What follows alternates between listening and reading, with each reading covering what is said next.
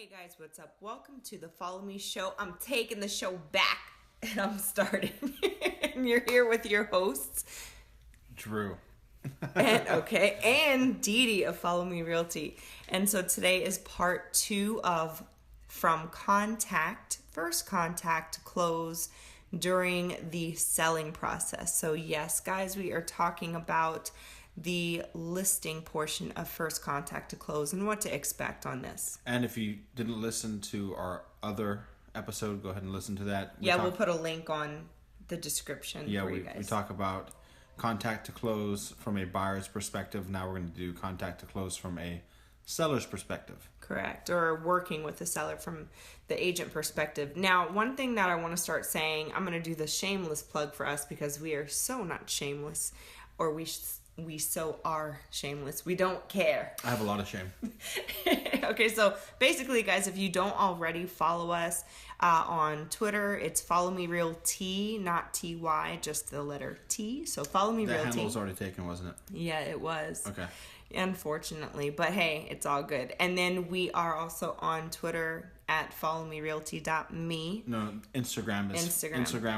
Our username is followmerealty.me. You can tell I need to get this whole part together. So, guys, check us out on Instagram, on Twitter for more motivation for real estate agents, for new realtors, developing agents, or those who just want to change in their business. And you can always go to followmerealty.me and check out all of the latest podcasts on the front page. Blogs, whatever. Everything entrepreneur, who we follow, who you should follow, and asking, who do you follow? I think we just came up with a good pitch to start in the beginning. So, okay, guys, let's get right to it. All right, so what to expect during the listing and selling process. Okay, so let's use a kind of seamless example. Mm-hmm. We can touch on cold calling, but let's say that this listing happens to come from a referral. Okay. Yeah, and that's really the easiest. So the good thing about sellers is if you have them, like once you've got them, you've got them. Like they're really your clients. It's not like you're going to be worried that halfway through, you staging and everything, not that it doesn't happen, but they're not as inclined to say, you're doing all this, I'm going to go ahead with another listing agent. Typically that doesn't. Especially if it's a referral. Especially. And so that's why we're using this example, because we're talking about like optimal circumstances, just like kind of like Zillow was an optimal circumstance, because they're ready to buy. Well, for the listing perspective, the most optimal circumstances, this is a referral, this is a past client, maybe you help them purchase their home, right? And so this is basically running down on what to expect when that happens. So one of the first things that you have to know as an agent is when you're listing a home, always keep in mind the way that you are selling yourself, you're selling the house. So the way that you're pitching to your clients is basically, listen, everybody sells on the MLS, right? And even if you've got them in the bag, just reiterating this and reinforcing, saying everyone will list your home on the MLS, and then they'll have a sign in the front yard, right? So you're going to take it a step further. So every single part of what you do for their home. Take it about 10 steps further. Yeah. Actually. Every single step is a marketing opportunity, and you're letting them know that. Don't walk away without them knowing what you're going to do. Yeah. And most agents, they're not going to market it. In fact, a lot of people that sell homes are, they're known as quote unquote sellers agents. Listing agents. Yes. Thank you very much. Listing agents. They actually brag about, the reason you want listings is so that you don't have to be there all the time and do as much work. And the house will market it for you because there's a sign and people will call you. So don't have that attitude. That's not a good attitude to have. It's an archaic attitude. Honestly, it's outdated. Exactly. So people like listings because they don't like as much work. Mm-hmm. And technically speaking, you could look at it like that, and technically speaking, it could be less work, but you don't want it to be less work. You want to market it so well and so thoroughly that you get the house sold quickly. Yeah. Your clients are happy because they see how much work you're putting in. They see how much you're marketing the home, and everyone's happy. Right. Okay, so let me walk you guys through again, the very beginning. So this isn't, again, with listings, it can be first contact, but for the purpose of this example, this is not the first contact. You guys know each other or you've been in contact before. So basically the first place you're going to start is the comparative market analysis, right? So that's your CMA. The CMA is going to determine basically what can the home go for right now? What is the optimal list price, right? So depending on where you are, there are a whole bunch of factors, just like really when you're submitting an offer for a buyer, but it's not the most important factor. And for some reason, I think agents really get wrapped up in the CMA and also like a seller net sheet, and we'll talk about that in a second, because they're like, okay, but you can get this for a house and you can do this for a house. Honestly, guys, it really boils down to marketing, and a lot of agents won't tell you that because they don't know that, or they're not willing to put in that time to market it. That's why we're selling the marketing so much, is because it really is that. So you're going to do, again, you are going to do a CMA because you are going to have the best interest for your client and say, okay, guys, so this is what's been selling in your neighborhood that's comparable. And when you're doing the CMA, you want to stay, if you can, as long as you have enough comps to pull from, within 400 to 500 square feet of the subject property. Okay, so basically you're saying... So what that means is if the house that you're selling, that subject property, is about 3,000 square feet, any of the homes that you are using as a basis of comparison of about how much you should list for and how much it can sell for is so again, if it's 3,000 square feet, then you're not going to do 4,000 square foot home as a comparable property. What you're going to do is typically what I would say is between like 2,800 square feet and like 3,300 square feet. So I'd put that range and see what homes come up that's sold recently.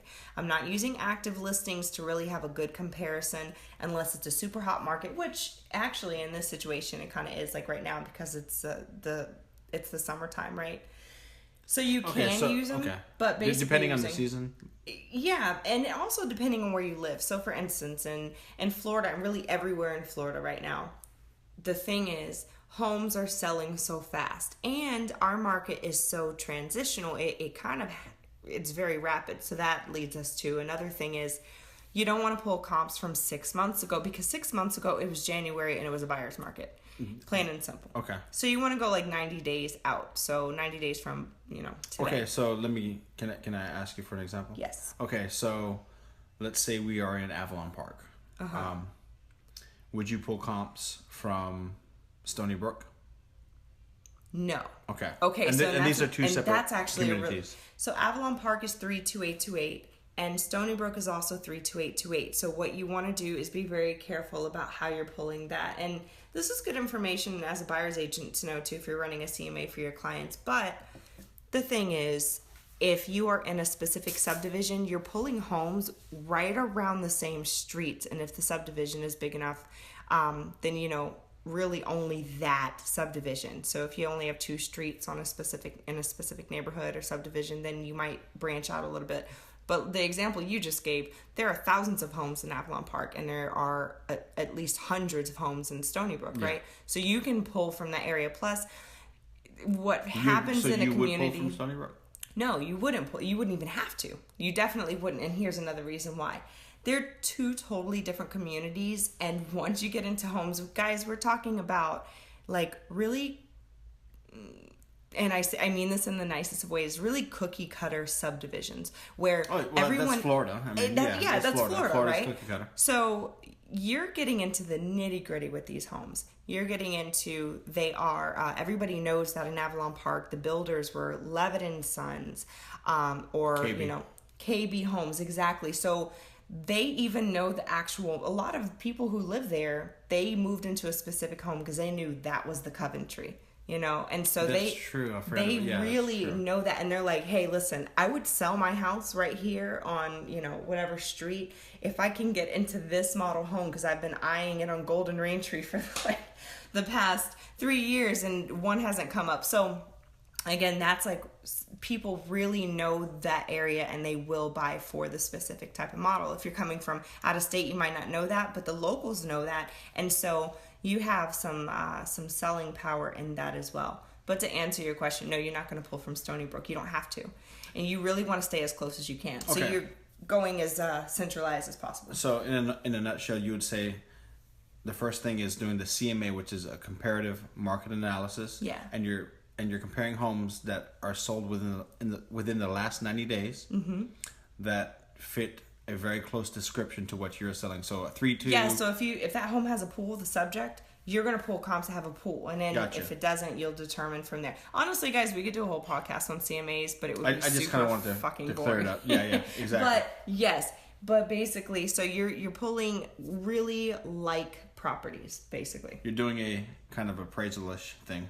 Yeah, and what, in real estate land, we all know that a CMA is technically not an appraisal, nor do you call it that, but you are comparing properties as an appraiser would professionally, right?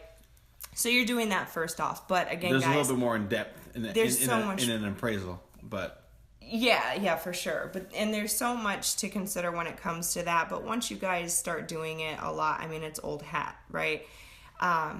But just finding a good list price, but it can be relatively easy to, again, just depending on the market. If it's a seller's market, then you know it's going to sell, and you just pull some comps really quick. Once you do this a lot, So, having said that, after the CMA, the biggest thing is letting them know you have that initial seller consultation. You sit down with them in their house, and you say, okay, guys, so here's the situation.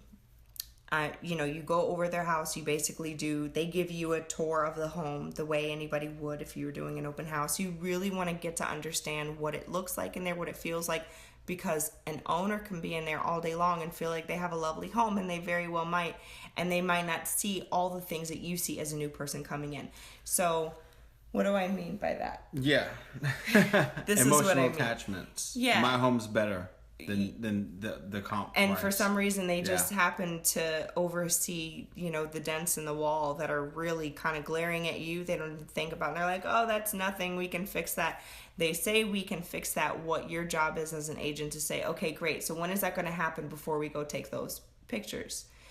Because those are things that need to be addressed, especially if again, if it's an area where the buyers might be very nitpicky. Florida's an area where everyone is expecting everything to be really new, kind of perfect. And so you always want to have your house in tip-top shape anyway. And that goes from the staging of the house and decluttering. I mean, one of the biggest things is decluttering to just keeping it really clean. Get it professionally cleaned. Get high quality, high resolution photos taken, and that's actually something now you can do yourself, but you don't have to. You can always get a real estate photographer to do it relatively inexpensive. But staging it, making it look really nice, take down all the personal stuff. So a lot of you agents who have been in the business for a long time, you already know what I'm talking about. This is like, yeah, I get it. But this is for new agents. So guys, don't overlook the fact that when you get a listing, don't get so excited that you don't want to tell your seller, hey, this has got to go. Yeah. Or it reeks of a dog in here. And then if you're not up and up with the seller, so basically you do the CMA, right? And it comes back at $285. So you're like, okay, so maybe we'll shoot for $295 because it's a seller's market, whatever. But the CMA comes back at $285. Don't be afraid to tell them what's going on. Like you said, hey, this carpet's really ugly.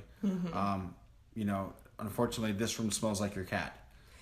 Yeah. Whatever the case is, because if you don't, you're going to shoot yourself in the foot. You're going to list it. They're going to think their house is amazing, and it's not going to sell, and they're going to blame you. And they are going to blame you, exactly. So I had a seller, for instance, where she wanted to list at a certain price, and so this is what we did. And again, we'll talk about the seller net sheet, because that also, if you can break down in numbers showing people, okay, so this is your payoff amount, this is how much it's going to cost to do XYZ, and this is what you're left with if you list for this much. Now, that's the seller net sheet, kind of breezing past it. But basically, you do your CMA, you do the seller net sheet, and you say, okay, so this is what we should list it for if you're trying to walk away with this amount of money or whatever. Okay, so you've said that to them, and they say, you know what? I want to list it $10,000 more than you said.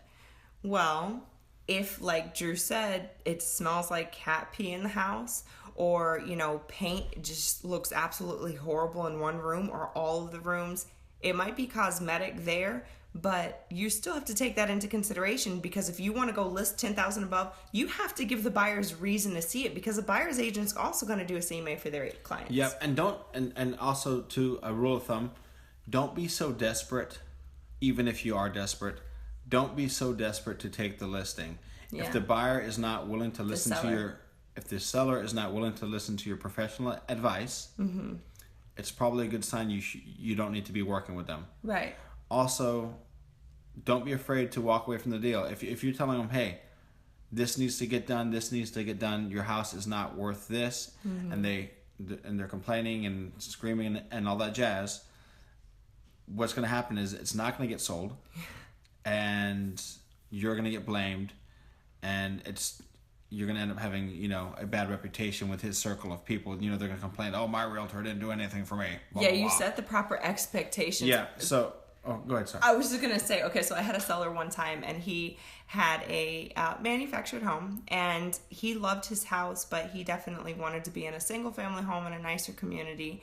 And his home had a septic system, and it had, a few additional things that anybody who's going to buy, and there was also wood rot, so that it already kind of, it canceled out getting FHA financing unless he paid for the wood rot to be replaced. And there were just a few things that happened, because again, so guys, with FHA loan, you cannot have wood rot and that loan get approved. It either needs to be remedied or the deal falls through. Just a side sticky note there. Yeah, just to let you know.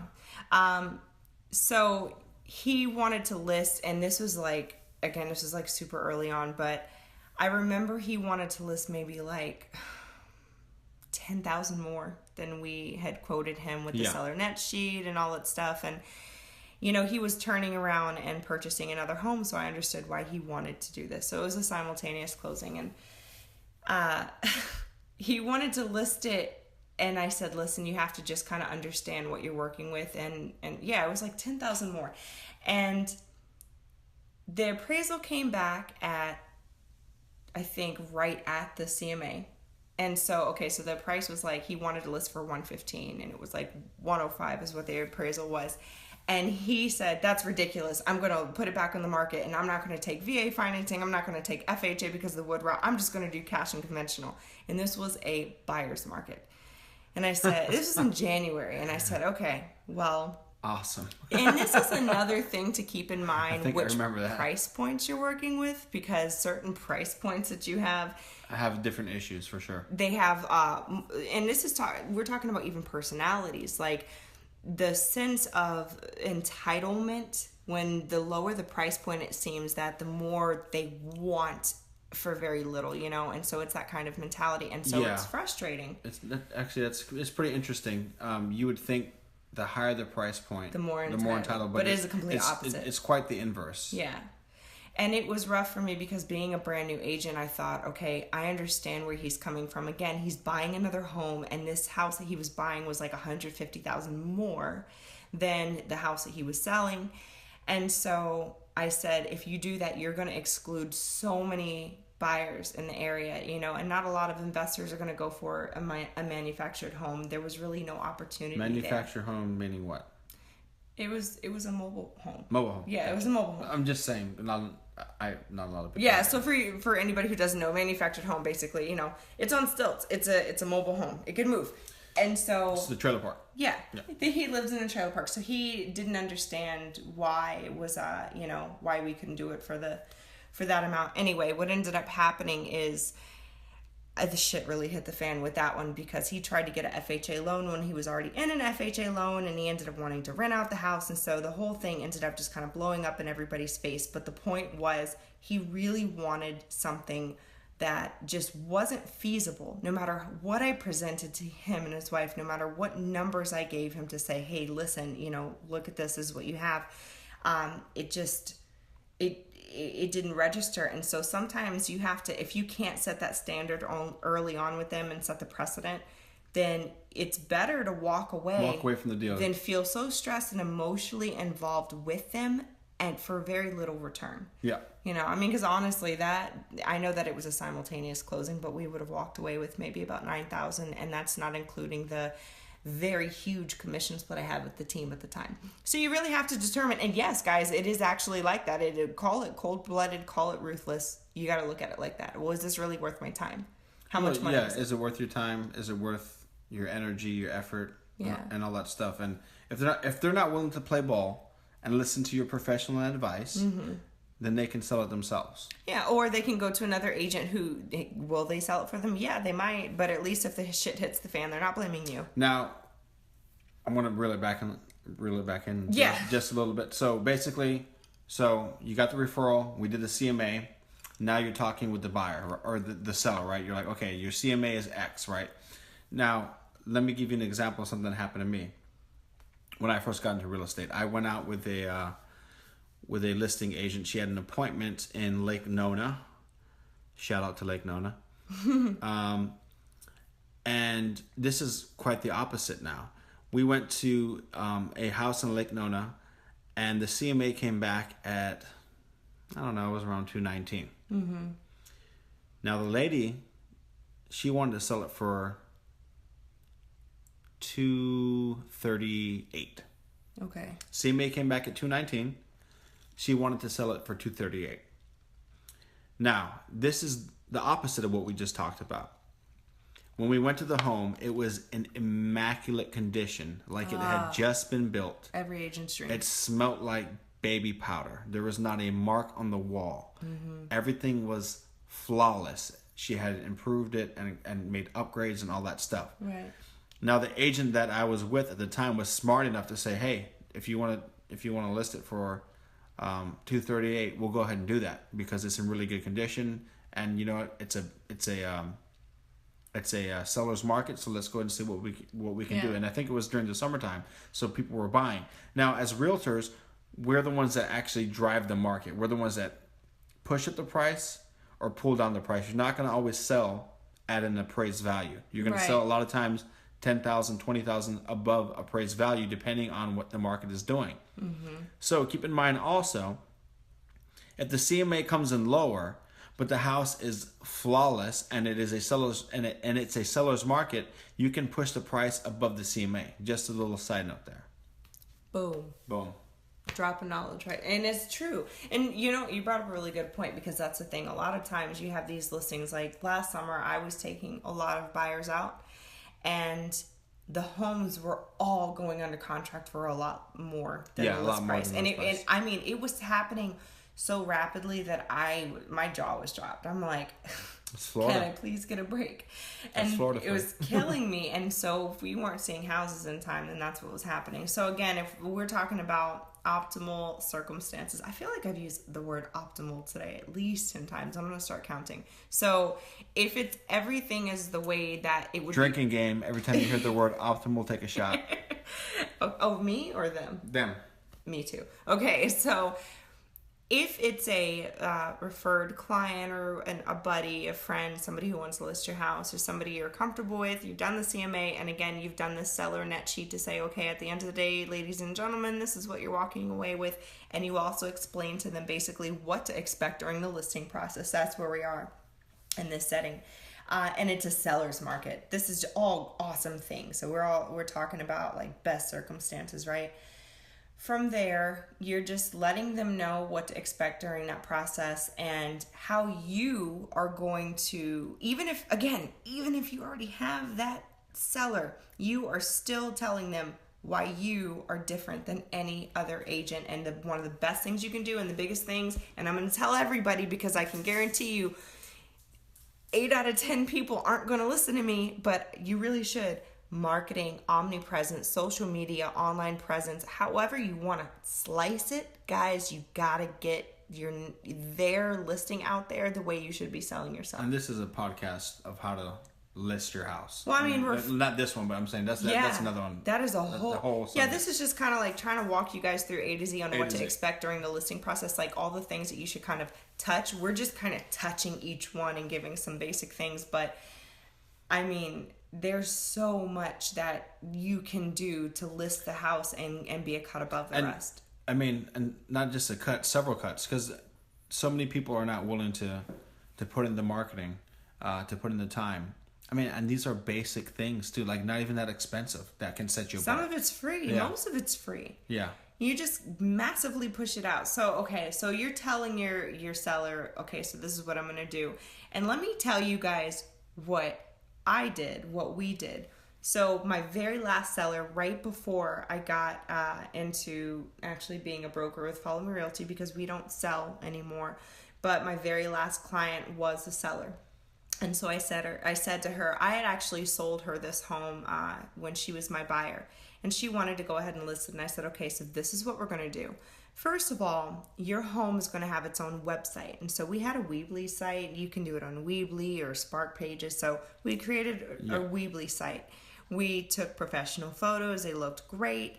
We said, okay, we're going to have your own Twitter handle. We're going to have an Instagram, and we're just going to blast every day the listing photos. And at first... And we also let her know, hey, we also have over 20,000 emails. We're going to blast this. We're going to blast this home to all of the realtors in the area. Yeah, so and we're going to do open houses. We sent it to all of our MLS contacts. I'm sorry to cut you off, but that was like one of the things that kind of got her ears perked up. I said, we're going to send it to all of our LinkedIn contacts. And at the time, I think I had about like 10,000 LinkedIn contacts. It's a lot more now. But so this is also why you want a big social media presence, because it's a huge selling point. Because if you can tell them, if you can tell them, hey, I am everywhere, so your listing is going to be everywhere I am, and then they Google you, whether they know you really well or they don't, if they Google you and they can find you everywhere, they have more confidence in you. Yeah, so basically the pitch is this. I have the ability to push your home out to over 100,000 people. Right. I have 20,000 emails with realtors in the area that I can email and let them know and market the open house and market this house to them. And no one else does that. No other realtor really does that. And it's not that they can't. They just don't. They don't, or they take the realtor job too seriously, as in, hey, I'm a realtor. Or I'm not here to do social media. Exactly. Yeah. Well, I don't think that's actually going to do any good. That's not really going to sell my house. We hear it all day long, and it's like, okay, well, you can use that excuse all day long while I go sell my house. You can use the sign in your yard, no problem. Yeah, feel free. And I'm going to go sell this house a lot faster, and then I'm going to take that one that just expired because you didn't sell it right. So, I mean, it is what it is. That is what makes the really good agents, realtors, whatever, it makes them stand apart from the ones who just kind of like sit there and let the house sell itself. Yeah, on exactly. the MLS. And I hate hearing it's so irritating. Like, hey, the reason you got into real estate because you wanted more free time and you wanted to make a lot of money. That's horseshit. Well, no, you did get into real estate because you want free time and make money, but it's not going to happen by sitting on your ass. Yeah, you actually have to work for that to happen. It doesn't mean you can't automate your time in specific times, but when it cocomes to the initial part of the listing, that would not be the time to do that. Exactly. Yeah. So basically, this is where we're at. You did the CMA, right? You got your referral. You went over there. You walked through the house. Maybe it's immaculate shape. Maybe it's not. If it is not in great shape, be honest. Be honest. Be blunt. They'll end up appreciating you, or they can find another realtor. And then one of the things that you can tell them too is like, okay, listen, you did not hire me to just be your yes person and say, oh yes, I love it, and yes, this is awesome. I'm here to help you. I'm your personal assistant when it comes to your home. I'm your professional. I'm your liaison. So this is what you need to do to get it done. And again, if they're not willing to listen to what you're saying, it's up to you at that point to say, well, do I want to go ahead and take the listing anyway and just, see what happens? And I can tell you from personal experience, I had a listing, and I had one listing that the guy had listened to every single thing I said, and the house closed from the day we listed it to the time it closed, no lie, in less than 3 weeks. It was amazing. And it wasn't even the seller's market because he listened to what I said. Yep. Then I had another seller who only did half of what I said, and her home sat on the market to the point where I ended up having to refer because we were, in the middle of transitioning to the brokerage. Her home sat, guys, for I think like 4 months. And she kept saying, I don't know why. And it's like, oh, it could be maybe because you listed the home 1 week after school started when I told you to do it at least 2 weeks beforehand. It could be because you didn't get the home professionally cleaned, even though I told you got to get the home professionally cleaned. It could also be because you did not repaint those 2 rooms. I don't know. Could have been that. So there are a lot of things that I didn't take the headache. I ended up referring it out because I had to do other things. So that's what you have to do. Say, okay, am I willing to kind of go with them on this, even though I don't agree? Or are they going to listen to me? Or, am I going to just walk away from it completely? And I think on maybe like a lesser scale, it's like a car. You're not going to buy a car with dirty rims, a dirty engine. Even if you're going to get it dirty in 2 weeks, you don't want to buy it dirty. Yeah. Fries, it smells like French fries. Yeah. You're going to want that car to be clean. Let's say you go to a parking lot and you're going to buy a car. One car is dirty. It smells like French fries. There's a hamburger in the front seat. You're not going to buy that car. Right. But you will buy the car that is spotless. It looks very clean. Mm-hmm. Maybe the engine sucks, but who cares because it's clean. It's kind of the same way with real estate. Right. The cleaner, the newer it looks, the easier it sells. People don't want a headache when they're buying a house. So I have a rule as far as that goes. So when you go into a showing, you have to go in at from the buyer's perspective. And you want to basically invoke as many senses as possible.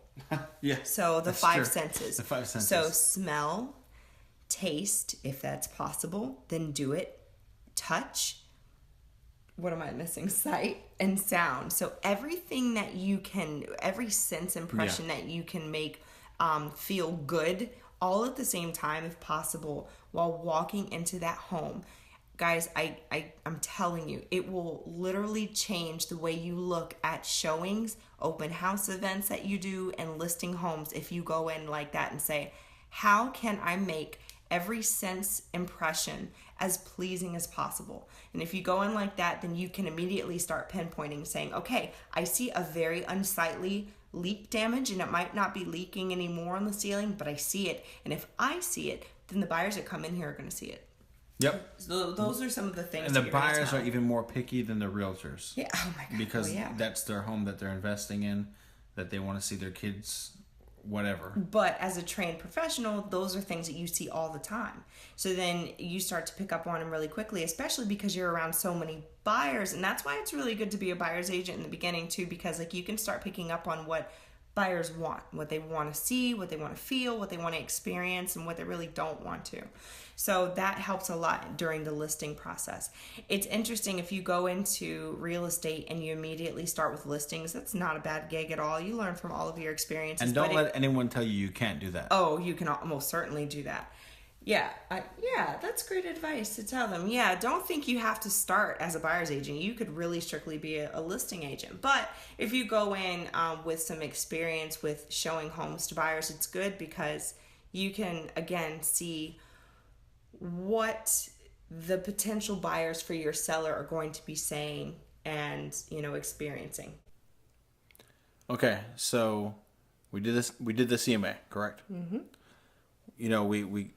We checked it out, whether the house is in mint condition and you're listing it for more, or it's in not so great condition and you're listing it for less. Either way, we're ready to list, okay? Right. Whatever the price is. Mm-hmm. So what's next? What do we do? Okay. So one of the next things that you want to be prepared for is that the commission split, just as a side note, actually, to remember that a seller is going to say, okay, well, how much are you going to sell the house for? So not every seller is going to immediately assume, okay, so you're going to do 6%, right? Now, if they don't bring it up, you are just setting the expectation of whatever you want the commission split to be. And yes, the standard is 6%, but it's nowhere in writing to say that it has to be. For all, you could do it for 7% or you could do it for 5%. I would say, as a rule of thumb, do 6% or more. Well, 6% or more. Once you get really good and your methodologies work, as in, you're able to sell it quickly, then you can maybe boost it up to 7%, and they're like, well, why? Well, look at my track record. I get shit sold. Right. Yeah, so the more experience you have, the more you can say that and say, hey, well, the proof is in the pudding. So when it comes to the negotiating part, that's something that you'll have to do on the seller end more than you'll ever have to do with a buyer. Because with a buyer, they're not really... Can you briefly explain that? Yeah, because with a buyer, they're not the ones paying your commission typically. And that's kind of another thing where if, let's say, for instance, you have a house where the commission split is 2.5, but you have a standard where you don't take less than 3%. I mean, and again, this is if you're getting really good, you can tell the buyer, hey, whatever house you get, and this was in the buyer broker agreement, that if the house ends up being, or the commission split is less than 3%, then you basically pay the difference. This might be shocking to some of you who are already in real estate and say, you can't get the buyer to do that. And yes, you can. And I have more than once. And I let them know in the broker agreement, okay, so if I have, if the listing agent is paying me less than 3%, you're going to pay the difference. And it's worked. And again, this is because I knew my shit. Okay. So that's just on the buyer end. Okay. So for someone that's new and they're like, what is she talking about? What are you talking about? So like let's say some agent, and we don't suggest doing this ever, says, hey, I'll list your house for 4% commission. Oh, okay. So, well, I was talking about on the buyer side, just kind of giving a tidbit, but again, that really is for another conversation. But there are these discount brokers out there, and I Shout say out to that Redfin. You had to go there. Well, yeah, it's true. Not just Redfin, but there are a few others. But Redfin even says, hey guys, guess what? We're going to list your house for only 1.5% commission. What they don't tell you is they're not talking about the buyer side commission of 3%. Okay, break that down. So there are some discount brokers where they will get people on price. So, the age-old saying, you get what you pay for. And cheap work is not good work, and good work is not cheap work. I firmly believe that with real estate. So you're going to have these brokers that will, especially if it's a cold call, like a FSBO or an expired, they'll say, hey, listen, I'll do it cheaper than anybody will. But, for all of you sellers out there, you don't want somebody who's going to do it cheap, because what's going to happen is they're not just discounting their price. They're discounting their time, energy, effort, marketing, everything. So you're setting the standard with your sellers to say, you want me, and a lot of times you don't, by the time you're giving all the information, you don't really have to do this, but you're telling them you don't want me to lower it. So, okay, here's a for instance. When I've talked to a few for sale by owners, they have said, okay, well, will you lower your commission? That's like one of those scripted things that so many FSBO sellers will say to me, and they'll say, well, can you list it for 5% or 4%? And this is what I say to them. I don't want to pay 6% commission. That's right? Too much. And this is what I say to every single one. I go, oh, I would never do that to you. And they go, what? Wait a minute. What do you mean do that to me? That's doing me a favor. And I'd say, oh, absolutely not. That's not doing you a favor. Do you want me to stop marketing your home? Do you want me to not put as much time, energy, and effort? Because I can guarantee you that anybody who says that they'll do that, they are doing either the work begrudgingly, and they're irritated, and they're just getting walked all over. Their money that they end up paying the agent is not going to cover their time, their energy, their efforts, or their marketing if they're going lower than a 6%. Right. So you have these flat rate brokers or discount brokers. If it works for them, more power to you guys. But I'm going to tell you that you're definitely going to go in with less enthusiasm, because you're not making up the time that you're taking and the expenses that you're taking to list their home. And to sell a house requires money, plain and simple. So when you're going in and you're having that initial seller presentation, you're providing them with so much value that they're not going to want you to discount. And by the time you're getting here, if you're listening to what we're saying and the advice that we're giving you, the seller's not going to have any issue with it. They're going to say, okay, what's next? And that's going to be a really small conversation that you won't have to worry about too much. And I can also tell you what else happens. By lowering your commission split, you are scaring away other real estate agents from showing your house, because what's going to happen is, let's say you list it at 4%, 3%, 1%, whatever the case is. That means there is no split for the buyer's agent. So typically, you're going to list it at 6%. If another agent brings you a buyer, you split that commission, right? So it's going to be 3% on the seller's end, 3% on the buyer's end. So what's going to happen is, if they lower that, a lot of realtors, I'm not saying it's ethical or right, but a lot of realtors, they won't show their buyers at home. Or they'll do it with a chip on their shoulder. Yeah. And they might even come out and say, I mean, I know I have, I'll say, what's up with the commission split? Or they'll just think in their head like, wow, so they really have lower standards for themselves. And so the point is, if you're driving your sales based on, lowering your commissions, then you're going to be working a lot harder. You're going to exhaust yourself, and you're going to end up hating what you do. I think that's one of the main reasons why agents get out of real estate, is because they feel like they're getting gypped, because they have so many people where they look at agents kind of like how lawyers. Dare you make $6,000? Exactly. And they're like, what makes you think that you XYZ? I mean, the list goes on and on about the negative connotations of being a realtor, but you show them, if you show them why you deserve that, just simply by giving them the information that they need and marketing it the way that you should. And again, guys, omnipresence is so essential to earning your commission split and being out there, having that house everywhere that you are. So that means you have to be everywhere. So, okay, so you've gone through the negotiations, and again, you're letting them know, I'm not going to do that to you, because I'm not going to lower the time, energy, and effort. I might as well go and list in someone else's home that really wants their home sold. So you can spin it right back on them without sounding nasty. Say, well, do you want your home sold? Do you want to go ahead and pull on their heartstrings if you have to, and honestly saying, well, do you want to go ahead and move up north like you've been wanting to? Do you want to move into that retirement community? Do you want to upsize? Do you want to downsize? If you need that, if you want to do that, then this is what we need to do. And in order to do that, we need to do, the aggressive marketing, and let me market to the people I know. I'm very well connected, et cetera, et cetera. So we're assuming you're a Follow Me Realty agent or someone who's doing what we say to do, because we know what we're talking about as far as marketing. So the negotiations are done and you're ready to list the home. So a few weeks or, a few days, most of the time a few weeks, your seller's going to take the time to go ahead and get their home prepped if they haven't already.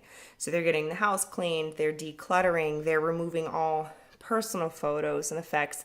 So that way when the buyers are coming into the house, they can see themselves in the home and not feel like they're intruding every time they see the house, whether it's an open house or, showings.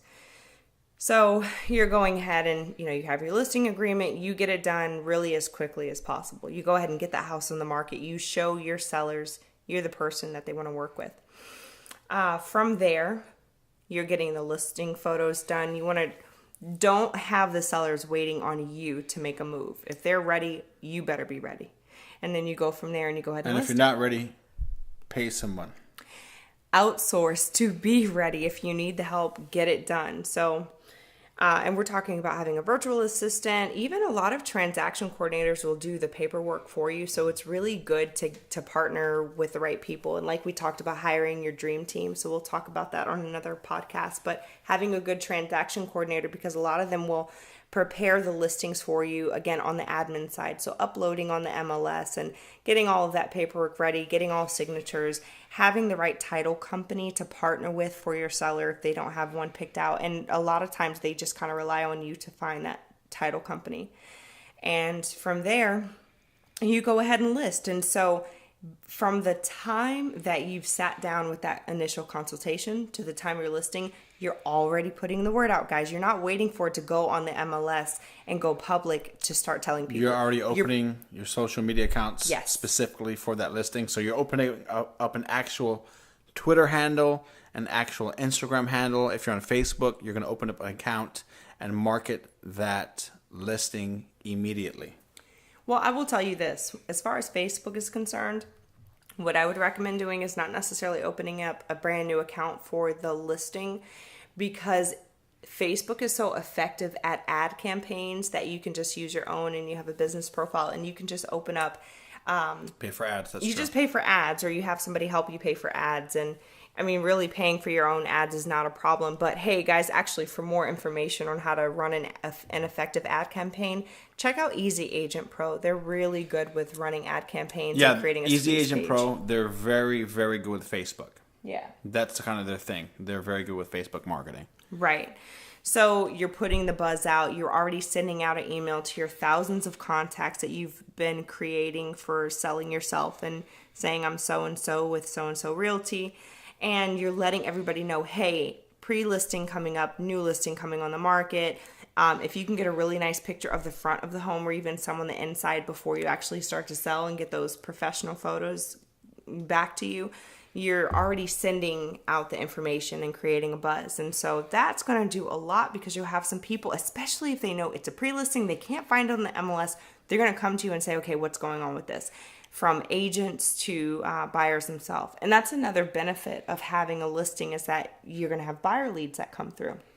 And so you can actually work both sides, or, for the loyalty of your seller, a lot of people, what they'll do is they'll bring on somebody who is a good buyer's agent. And that's a really good thing to do if you don't want your seller to feel like you're working both sides as far as dual agency. You just bring on a buyer's agent who will be able to help represent them and negotiate with you. However you want to do it, that's something that we can get into later. But basically, you can get buyer leads for it. And even if it's not for that house, if you want to work with those buyers, it can be for another house. So that's just another added benefit of having a listing. So you list the home, it's on the MLS, it automatically feeds through your Zillow, another reason to have a Zillow account. So what you're doing from there is, again, the first 2 weeks, and you're telling your seller this, are the most crucial 2 weeks of a listing. Hands down. You have to let everyone know about that listing, not just the MLS, but even some reverse marketing. So most MLS programs, or most MLS websites, no matter where you live, you can do that, like reverse marketing. So let's say that the listing is reduced in price, or you have a buyer's agent bonus, a buyer bonus, like, hey, we'll do $1,000 carpet allowance if this home sells by X date. So that's really common. You can do the reverse marketing. So for the agents that have sent the listing out to their clients, in the MLS, it gives you an option to pull who those agents are, and you can do email blast and say, hey, listen, we see that you've sent this to your buyers. We want to let you know that there's been a price improvement, not necessarily price reduction, but you say a price improvement or whatever the updates are, as long as you're staying in front of your target audience. And as a listing agent, your target audience is everybody. You want to think about it like, who's got my money? Yeah, exactly. I mean, unless you're luxury, it's pretty much everybody. For exactly. Sure. Yeah. So the promotion. So your biggest job and duty once it's listed is let everyone know that it's there. So again, that's through the online branding, and it's also with the open house events. Now, you're going to find a lot of listing agents who rely on other buyer's agents or other people to do the open house events, because they're like, I'm too busy, or maybe it's giving a good opportunity to buyer's agents, which is true. But if you don't find someone, go do your own open house. Yep. I can't stress that enough. And I wouldn't suggest you even, unless you're trying to train someone, you're the head of a team or whatever, I wouldn't suggest you outsource your open house. I would say do your open house, because from that, there's so many marketing opportunities for yourself. Exactly. Yeah. There's so much you can do just by marketing your own open house. So really, any opportunity you get to market, especially if it's on your own listing, you're saying, hey, check our open house out at this time. Again, another email blast, another LinkedIn blast, and Twitter blast. And if you're with Follow Me Realty, and you're about to do an open house, contact us. And we'll blast it too. And get the email list from us. We have, 150,000 realtors that you can blast in the state of Florida, and let them know, hey, I got an open house coming up on Saturday. You start, maybe blast them Monday, then Wednesday, then remind them Friday. Then you're going to be so shocked about how many people show up to your open house. And ask you about it. Yeah, and so you do the email marketing, then you'll do the LinkedIn marketing, you're going to do the Instagram, Facebook, and Twitter, Pinterest if you're on Pinterest. And you're going to be so surprised about how many people come to your open house. It's not going to be hundreds of thousands or anything like that, but it's going to be more than your average people that will walk in for you just to put a sign in the ground. Hey, open house, which is the typical way of doing it. You put a little sign in the ground, maybe you put a ad in the newspaper, and that's it. But what's going to differentiate you between everyone else is the fact that you know how to social media market and email market. Exactly. And the thing is, like Drew said, you don't have a lot of agents that are doing that. So what I used to do anytime I had an open house, whether it's my listing or another person's listing, because I had a lot of listing agents who didn't really want to do their own open houses, and that's fine. And that comes with the whole snootiness of, well, I'm a listing agent, I don't want the time. Or I'm going to say this too, on the other side of that, I got really good at doing open house events and marketing it online that everyone knew I was doing it. And so listing agents caught wind of that in my brokerage, and they really wanted me to do their open houses. They didn't want other agents doing it, and they honestly didn't want to do it themselves because they saw how much I worked for it, and I wasn't getting paid to do that by them. I was doing it for my own promotion purposes, and so they wanted me to do their open house events all the time. And I used to do, between 1 to 2 a weekend and say, yeah, no problem, I can take care of that. And anytime I had an opportunity to do it, I was doing it. And they loved it because of how I promoted. Yep. And then a lot of people will look at, oh God, I got to do an open house for my buyer or for my seller.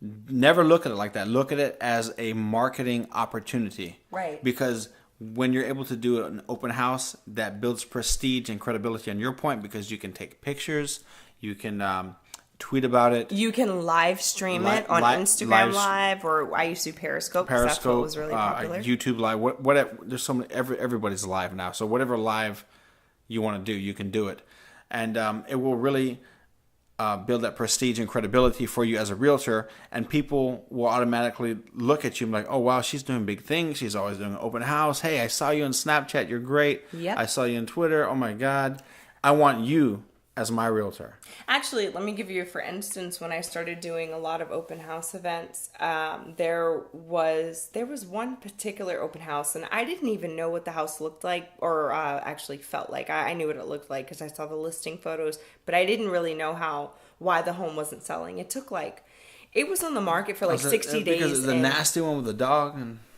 it didn't have the nicest paint. It was really nasty. Dark. I remember that one. It didn't smell very great. Yeah. It was vacant, but it didn't smell great. It had dark paint, and it had been sitting there for 60 days. And this is in a community. It was in Avalon Park, in an area where it's right on the lake. You would think that it would have sold by then, right?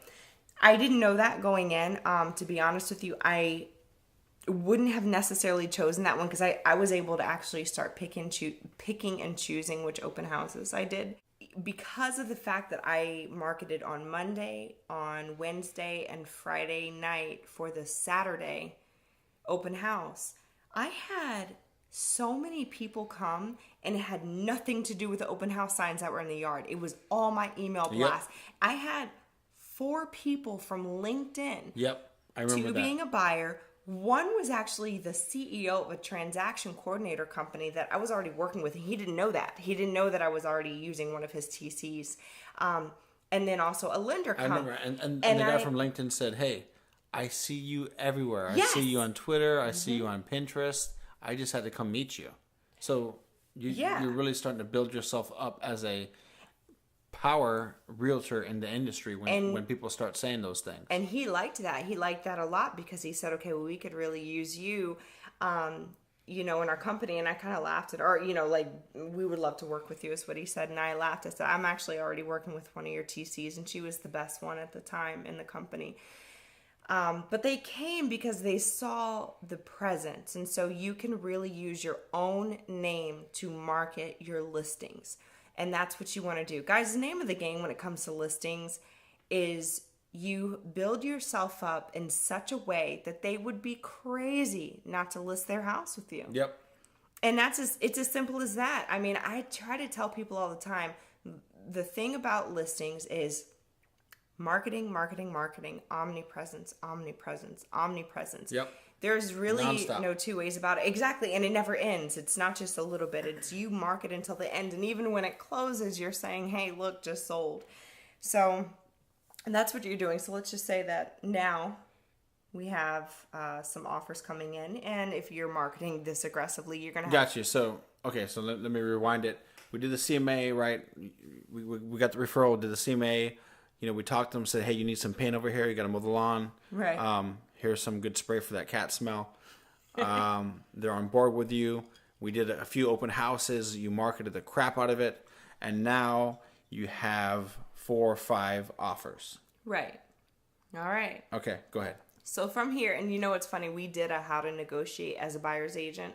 We should do the how to negotiate as a seller's agent. So we'll elaborate. We didn't do that? We never did that. Oh. We did part 1 and 2 for buyer's agents on the buyer's market and seller's market. But gotcha. I'll go a little bit more into detail as far as how you're going to handle not just the negotiations and offers, but also your showings.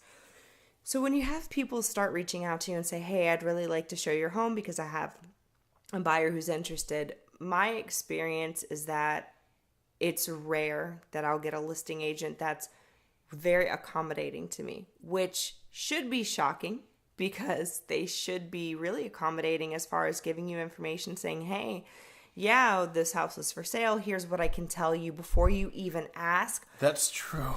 I mean, it's so amazing how much I had to pry and ask questions a lot of times, even if I'm telling them, hey, I've got an interested buyer and they want to go ahead and make an offer. And some selling or listing agents, even if they didn't have any other offers, were still really just reserved. And reserved's the nicest way to say it, but they just weren't very forthcoming with information as far as, hey, how can we make this work?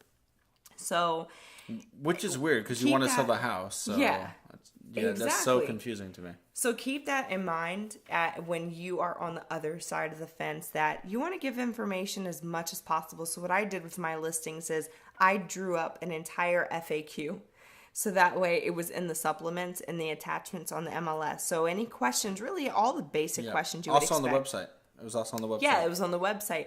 As an attachment. So any questions that really anybody had, it was pretty much answered right away because I already knew what to expect, what they're going to ask as far as the area goes and school zones and just real basic things and financing and whatever.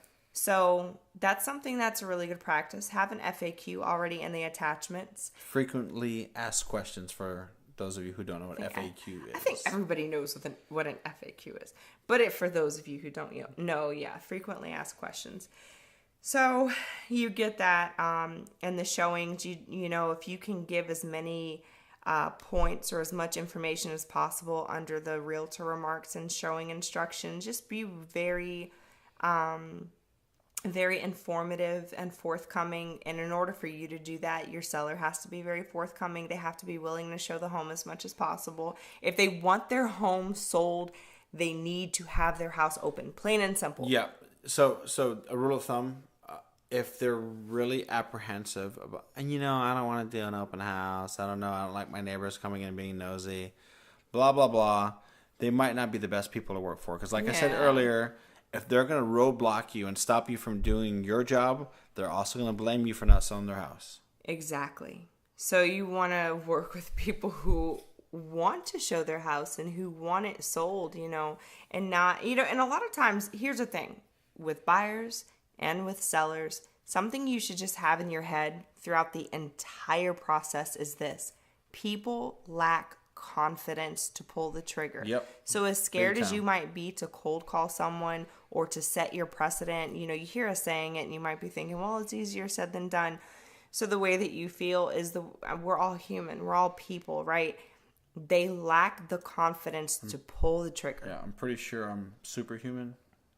I'm pretty sure you are too. Yeah. So we're not talking about you. I was flying the other day.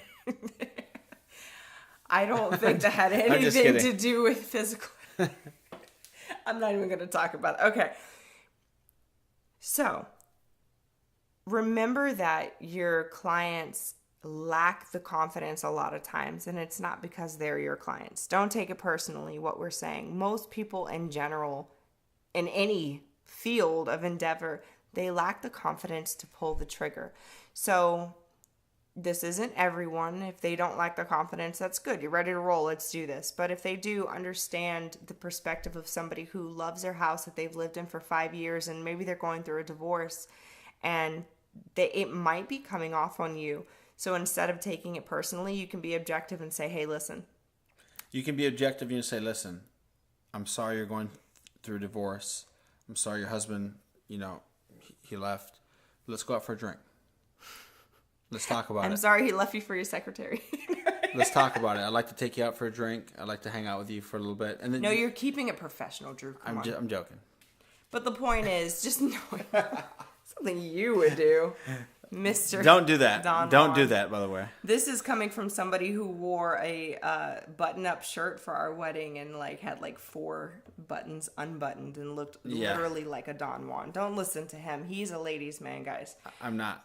Yes, he is. Okay, so what you want to do is just understand that when it comes to the showings and it comes to the offers, that you're giving information, just like when you're working with buyers, you're giving information as objectively as possible. And when they ask for your opinion and they say, okay, well, what do you think about this? Then you're giving them the information. So if they're just outright not asking you any questions and they're like, no, I don't want to do that, that's too low of an offer, whatever. If it makes sense, numbers wise, why they're rejecting it, okay, well, then it makes sense. But if everything seems to align, the stars are aligned, the numbers are aligned, and they're still saying no, well, then what you want to do is ask as many questions as possible. You don't want to come back with a statement, a definitive, absolute statement. You want to say, well, what about it doesn't make sense? Don't ask a lot of yes or no questions. Ask, what about it doesn't make sense? And don't be upset by that. Just ask them generally, like, okay, so I'm curious. Have as much curiosity as you can. And approach it like that. So when you're getting to the offer process, if they're again just too afraid to pull the trigger, then just try to find out why, because that might save you a lot of grief if you just stop long enough to listen to what they're saying. Yeah. But let's just say ideally they're ready. You have, like you said, 4 offers on the table. And which will happen in the summertime in Orlando if you market it right, for sure. Oh my gosh. That's going to happen in the first week. So this is what you do. You present all offers and you let all of the buyer's agents know, okay, hey, we are in a multiple offer situation. And you can even let them know please present your highest and best by X date. I usually don't pull out that card until there are like quite a few offers on the table. For sure. Let's just say, ideally speaking, you got 4 offers in 48 hours or, 2 days. Not necessarily the first 2 days, but in 2 days. What you do is you let everyone know, give them the courtesy because you'll probably be working with those agents again. Yeah. Especially if you market a specific area. And that was in our 10 Commandments, respect thy agent. Exactly. And yeah, you can check out episode 8 on that. Definitely look at that. So basically you're giving them the respect to send an email and communicate with everyone, especially if you don't have a specific agent, you're not under contract yet. You're telling everybody, hey, this is the situation we're in. We're in a multiple offer situation. We will give you a response by X time, and the standard is like within 72 hours of the offer that's presented. Mm-hmm. But if you have multiple ones, you can say highest and best. And just let them know. So you're going to run into a few things. Let's say one of those offers was a conventional, they're putting 20% down and they're offering 2,000 below. Okay, so conventional, 2,000 below, 20% down. Then you have another one that's FHA, 3.5% down, which is the FHA minimum down payment. And they're offering list price, but they need closing costs. Got it. Okay. Let's just say the other 2 are cash buyers and they're like 5,000 below, just to make it easy. Okay. So you have a lot of different financing situations here. Which is what you're going to see, for sure. Yeah, you're going to see a lot of different ones. So there are a few things you can do there. You're just presenting facts and information to your clients as easy as possible and saying, well, guys, you have a few different options here. And let them ask questions. And they're like, okay, well, what's the difference between conventional FHA? I don't understand. This is where a good lending partner comes into play. Boom. You should really have somebody on your side, on your dream team. And we keep talking about it. We need to do a follow me show. We haven't done the dream team podcast? We haven't done the dream team podcast. That's the next follow me show. That's episode Building 11. your dream team as a realtor. Yes. All right. So you have a good... Yeah. Did you just say episode 7? No, I said episode 11. Okay. This is episode 10. Okay. Yeah. So you have to have a good lending partner, somebody you're super chummy with, to be able to call and say, hey, listen, can you break this down? If you don't know, because as a new agent, you might not know the difference between conventional and how much you have to have down and FHA, VA, cash, whatever. So you tell your seller, well, I'll put it to you like this. You have a 5,000 under, and you kind of already know the numbers, like, well, this is how much you're going to walk away with at the closing table if you're walking away with 5,000 less on both of those cash, because those are the easiest, right? As far as breaking down the numbers, there's no financing involved. You're just giving them the information, and the upside of that is they almost always can close a lot faster. There's no financing contingencies, and they've already given the proof of funds to say yes, they're good for it. Okay. Then on the other hand, you have the FHA, 3.5% down. They're asking for closing costs. So basically that means, let's say the house was $200,000. They're asking for closing costs that might be like maybe 6% commission, or not 6% commission, but 6%. So they need a lot of closing costs. So that's already eating away into the seller net sheet. How much they're walking away with, even more so than the cash ones. And then the last one is the conventional. Oh, and on financing with FHA, they're not as strong of buyers. Normally, they're first-time home buyers that they can't be approved for that much, because like the limit in Florida, I want to says like 277, if I'm not mistaken. For FHA? For FHA. Okay. The loan limits. Conventional, like you can go up a lot higher. What does that stand for, FHA? FHA, Federal Housing Association or Administration. Gotcha. Okay. Yeah, so that's a government insured. I probably should have known that. Government insured mortgage, or government insured loan. So you're just presenting them. I'm giving you guys a lot of nitty gritty details, but this is good. I wish somebody would have told me when I first started. For sure. So, but then with conventional, this is the really strong buyer, strong credit score, good income, good DTI, which is debt to income ratio. And they're more than likely, they're going to close, no problem. They might have some conditional loan things happening, maybe not, but you're going to have that more in the FHA, where they're just not strong as far as strong of buyers. Cash and conventional is always best. So you're presenting the seller with that information, saying, well, this is the kind of territory we're in. What do you want to do? And so more than likely, the seller's going to want to go for whoever's going to give them the most ultimately. But just keeping in mind, okay, well, just know that whatever decision you make, whether it's conventional, FHA, blah, blah, blah. I forget where I am. I'm a little bit drunk now.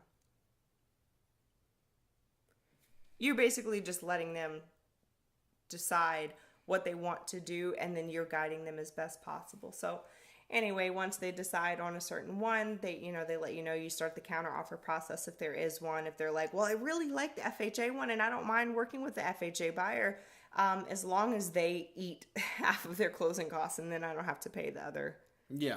So that's all negotiation process. Yeah. Mumbo jumbo, but all little nitty gritty. Yeah. So once that happens and you go under contract, everybody signs everything.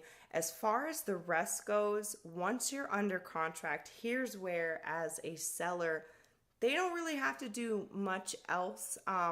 So it's paperwork wise. So sorry to cut you off. It's not. I know, so basically, buyers are a lot more involved, right? During the contract to close process, yes. I would say they're a lot more involved in general. Because, because you're working to make sure, here you have two objectives as a buyer's agent. Find the deal, get the financing. And we talked about this before. Yeah. You have two very important and very basic things to do. Well, with the seller, the biggest thing is market, and be a very good negotiator. But for the most part, you're just making sure that you look pleasing overall, and that listing looks as pleasing as you look. You're selling yourself, and you're selling the home. Boom. Yeah. So once you get under contract with the seller, what you're doing is you're waiting for that buyer. The buyer's going to choose their inspector. They're going to have, you guys agree on a inspection contingency as far as how long do they have to do an inspection. They'll come back, present you with the inspection, and say, hey, everything looks good except for this, and this is what my buyers want to have fixed. You can choose not to do things, and you can choose to do things. For certain financing, like FHA, for instance, you have to fix wood rot. If you don't, you can't accept FHA financing after that, and then it falls through. FHA, they're definitely more strict. Them and VA. Yes, for sure. VA and FHA, they're definitely more strict. If you have So I guess the question I'm asking you is, as a rule of thumb, if you have a cash buyer and it's somewhat in the ballpark of FHA and the VA offers, as far as the offer, you probably want to go with the sure, cash buyer, I would right? go with the buyer. Yeah, the right? cash Any buyer. day. Okay. Yeah, because the thing is that cash buyer, again, they can close quickly. Now, here's one of the things you'd be really surprised that a seller might say no to a cash buyer, and here's why. They might get a little suspicious, and especially for price points under $500,000, they might say, why does this cash buyer want to invest in my home? They're going to use this as an investment property. They're going to rent out to tenants for, college students. And you might be thinking, what the hell do you care? You're selling you're selling your home. But they might have a lot of emotional attachment to that house, and that's where that confidence to pull the trigger comes into mind, because they see their home in this idealized, glorified way where it's like, but my daughter was grew up in this home, and blah blah blah, and this is where I taught my dog how to play fetch. Exactly. And little Johnny right here next to the refrigerator. Do you see this this mark? Happened? This is where he hit 4 feet. You guys think we might be joking. I'm not kidding. That happens, not every time. A lot of times. So we're hoping that your seller doesn't do that. And they're like, hey, I know I want to move into this house and I need the money. Let's go. So yeah, if you can do cash and it's within the ballpark, or you can counter with those cash buyers, I would always advise a seller, well, counter with them and see what happens. Start with cash, then conventional, and then FHA. But you might have somebody who has, you pull at their heartstrings, and this is something we talked about before as far as doing a cover letter, where that FHA buyer might be a new school teacher. And she says, hey guys, so I really love your home. It's perfect. I'm pregnant or want to get pregnant, and my husband and I are looking to raise our 2.5 kids in this house. And I'm just saying, that cover letter can really pull at the heartstrings, and they may have a soft spot for them. But if we're talking about money, yeah, and we're talking about return on that, and maybe not necessarily investment, but what they're walking away with, start with cash, then conventional, then FHA. It might sound harsh, but VA.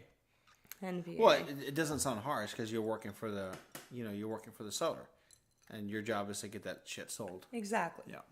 Your job is to get the house sold, not to play, be fair with both sides. So anyway, the offer process happens. You're under contract. You're going into the inspection contingency, and they may be asking you to, repair a few things, or maybe not. But you basically want them to negotiate. It's for another, we'll talk about that in another podcast. But basically, as a seller, you have to think about, okay, well, is this really going to help the outcome of selling it, or do I need to just go ahead with another backup offer? It depends on the market, what they're asking for, how much money it is, all of those things. I'd say if it's cosmetic, as a seller, I would not advise them, if you're their listing agent, I wouldn't advise them to take care of it. But if it's a garbage disposal that's going to cost them money, or an AC unit that's about to go, and then the inspector says, hey, no, you definitely have to replace the AC, then it's something that you have to see if you're willing to do, because again, chances are if it comes up in this inspection report, then it's going to come up in another inspection report when you go under contract again. So you can't just pull out and start again. You can, but it's going to come up again. Another thing to do as a listing agent, you could always recommend that seller to get a pre-inspection. Yeah. Oh, that's actually it's really great good. idea. Especially, this is actually don't recommend it. Like, you should really say, hey, let's get a pre-inspection. That way, we're not running into any roadblocks when the buyer comes and they have their inspector come, and that way you can either take care of it before that happens, or what you're up against. Well, and then anyone who's under but like a lot of people that are under the $500,000 mark, they might be like, I'm not going to pay for something I don't have to pay for. It's like $120. Pay for it. Well, for an inspection and like an overall comprehensive inspection, it can be anywhere from $350 to $400. Guys, it's worth it. It's worth it. That's pennies when you're talking about. Yeah. And that's also another selling proposition. You can say, hey, I've had a pre-inspection done on X date, so like it's been within the last 30 days. Here you go. And that's a really good thing to have. They might still get their own inspection, and they should, but at least you have that information presented to them. I actually had that on one of the listings because we had just done, they had just purchased that home like literally 6 months before they decided to go back up north and sell it. And so we already had an inspection report that was just done, and they had just replaced the AC unit. So we presented it to them, and it was really awesome for them to have that, for the new buyers to have it. So a pre-inspection is never a bad idea. But you go through the inspection process, and then the next portion of that is the appraisal. And again, that's on the buyer's side. So the buyer's going to get that appraisal done and see, well, how much is the mortgage company or the bank willing to give for the home based on what the appraiser says. You might have to go back to the negotiation table for that. And we talked about that on how to negotiate the sale as a buyer's agent. But as a seller's agent, then I'd say as a rule of thumb, let's say the home is listed, again, we said $200,000, but the appraisal comes back at $195,000. This is my rule of thumb. Meet in the middle. Plain and simple. It's not about whose balls are bigger. It's not about a pissing contest. It is really and truly, let's meet in the middle and let's do something about it. Let's get it sold. Let's get it sold. The thing is, it's crazy how many moving parts there are to a transaction. Everybody wants it sold. So let's get it sold, plain and simple. So after the appraisal, the title search is going to happen, and that's on your end as a listing agent, making sure that the title company is doing the title search and also getting the estoppel, which is the HOA, making sure that everything is caught up. And then once you do that, you're ready to close, and you're just waiting on the buyer's side to make sure that their loan is approved. And again, if it's cash, you can close within like 2 weeks. Yeah. We closed on our condo because we were cash within, a week and a half. Yeah, it was crazy. We found it. We were living there 2 weeks later. It was amazing. I mean, we made an offer on Monday, and the very next Friday, we had our house. Boom. It was so awesome. So yeah, so that's why cash is awesome, because everybody gets to close early. You can go home and feeling like you got this closing in like really, no time. And so that's it. I mean, that's really the gist of it. And just like with a buyer, with a seller, you're going to follow up with them. You get them a nice closing gift. You say, hey, thanks for, trusting me. The best compliment I can receive is a referral to all the other people that you know. And you follow up with them as much as possible. You put them on a drip campaign, so you automatically follow up with them. Exactly. Boom. Take, for instance, yesterday I sent an email to one of my buyers that I had 2 years ago. And it was on LinkedIn, because we tend to communicate a lot either through text message on LinkedIn or LinkedIn. And I said, hey, how's it going? I just wanted to see how you guys were liking the house. Hope you guys are well. And this buyer loves me, so I know when he goes to sell his house, he's going to think of me because I'm constantly following up. And it's 2 years later. Yeah. And we actually, it was yesterday or the day before yesterday, we got an email from an old, was it a buyer or seller? 2.5 years ago. It was a buyer lead that I got from Zillow 2.5 years ago. Yeah. While I was still on a team. And she's like, hey, so we're finally moving to Orlando. Yeah, and hey, we're finally ready to move, and here's my information, my pre-approval, blah, blah, blah. Yeah, she's obviously, ready. We own the brokers now, so we're not doing that. We're not selling. But we're like, hey, great. We have an excellent agent. We have an excellent agent, and we obviously referred her. But that's what it is. You're going to realize that in real estate. It's so cyclical, and don't look at things in weeks or months. It's a year, 2 year. It's constantly going in circles. And the last, not one, not two, but the last 4 transactions we had right before we started Follow Me Realty were all people who I either sold a home to, or I was working with them, and 3 of them, I had been working with them it was so weird how it all happened all at once, a year ago, and all 3 came back right before we started the brokerage and said, hey, I'm ready to buy. Yep. And then the 4th one said, hey, I'm ready to sell. So it was really awesome. And it's because I had a really good rapport, and they all spoke very highly of both, not just me. Guys, even though I was the realtor, they spoke really highly of Drew. They loved him. And so, again, that's that tag teaming relationship that we were able to build, and they still came back. Yep. that's what it is in real estate. You're gonna, don't get discouraged if you're like, oh, I have this buyer, but for whatever reason they can't buy right now. They will come back. Keep in contact. Set them up on an email campaign. Yeah. Say happy holidays. Say happy holidays. If you know their birthday, send happy Hanukkah, whatever. Yeah. And you're going to be surprised. 2 years down the line, 1 year, 4 years, you're going to have tons of clients repeating. Yeah. Just based on that cycle. Just the fact that, again, we talked about this in the first one, just the fact that they remember your name is one of the reasons why they're going to come back to you. So there you go, guys. That's it.